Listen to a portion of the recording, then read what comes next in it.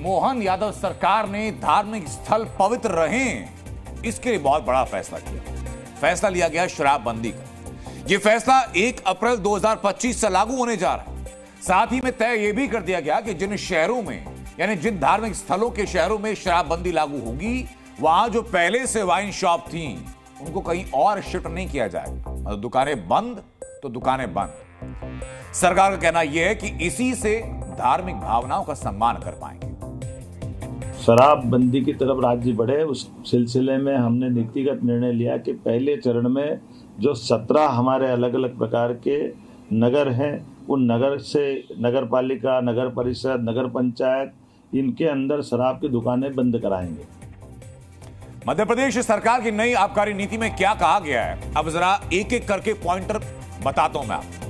13 नगर निकाय हैं और 6 ग्राम पंचायतें हैं जिनमें शराब की बिक्री को पूरी तरीके से बैन कर दिया गया। यहां बार हो चाहे वाइन आउटलेट हो, उसमें किसी का लाइसेंस दिया नहीं जाएगा। बार और वाइन आउटलेट के लाइसेंस जिनके पास थे भी वो संचालित नहीं कर पाएंगे। लाइसेंस उस तयशुदा तारीख के बाद नगण्य माना जाएगा, खत्म माना जाएगा। नई आबकारी नीति का असर क्या होगा, अब वो असर जानना भी जरूरी है आपको।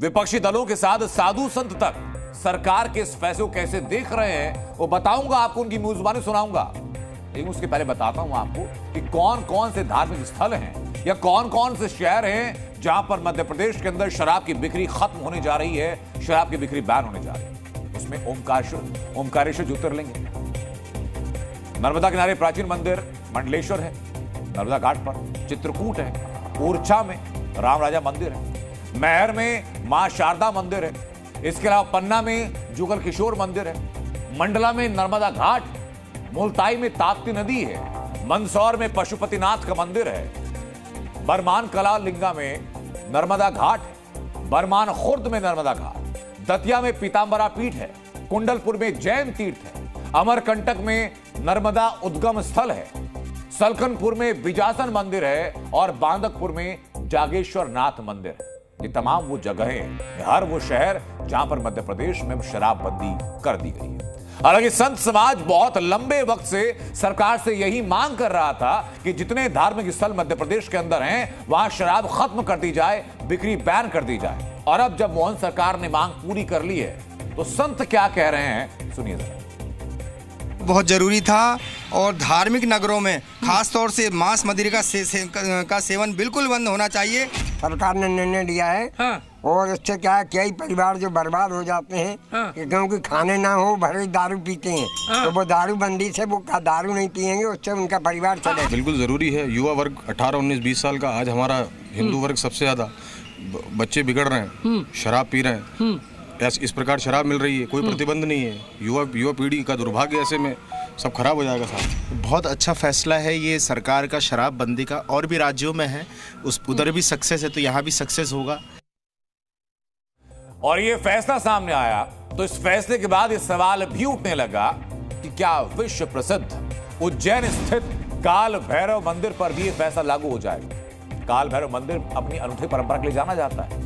यहां तक कि भक्त भगवान को शराब अर्पित करते हैं। ये मंदिर न केवल आस्था का बड़ा केंद्र है बल्कि यहां की परंपराएं भी मंदिर से जुड़ी आस्था का अहम हिस्सा है। मंदिर के बाहर ही 2 सरकारी शराब की दुकानें हैं, वो इस परंपरा को निभाने का प्रमुख स्रोत है।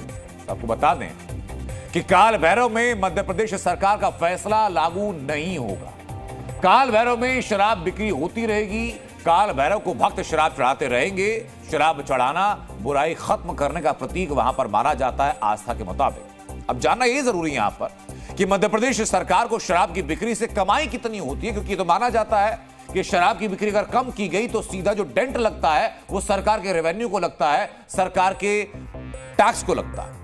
तो साल 2023-2024 में मध्य प्रदेश सरकार ने शराब की बिक्री से सिर्फ 13,590 करोड़ रुपए की कमाई की थी, यानी लगभग 13,600 करोड़ रुपए, जबकि साल 2022-2023 में था आंकड़ा लगभग 13,005 करोड़ रुपए। इसके ठीक 1 साल पहले शराब की बिक्री से मध्य प्रदेश सरकार ने कमाए थे 10,395 करोड़ रुपए, यानी साल दर साल सरकार की कमाई शराब बिक्री से बढ़ती जा रही थी। बावजूद इसके जो 19 धार्मिक स्थल हैं वहां शराब बिक्री बैन कर दी गई, और जहां शराब बिक्री बैन की गई वहां लगभग 47 शराब की दुकानें मौजूद हैं। इनके बंद होने से सरकार को सालाना 450 करोड़ के राजस्व का नुकसान होने की खबर। हमने सरकार की इसी नई शराब नीति को लेकर के लोगों से सवाल किया। अब लोग क्या कह रहे हैं वो सुनिए। वो तो सब मिल जाएगी, पैसा दो सब मिल जाएगी। कैसे मिल जाएगी भाई साहब? सब मिल जाएगी, हमें मालूम है, हम बीते ले लेंगे हम तो। बिल्कुल सही है, बिल्कुल सही है। क्या फायदा होगा इससे? बहुत फायदा होगा इससे भाई, जो जितने अपराध है वो कम हो जाएंगे। बंदी होना चाहिए तो पूरी होना चाहिए। आप यहाँ दुकान बंद आधी अधूरी नहीं होना चाहिए, आधी अधूरी नहीं होना चाहिए। आप यहाँ दुकान बंद करवा रहे हो, आगे जाके बेचवा रहा हो।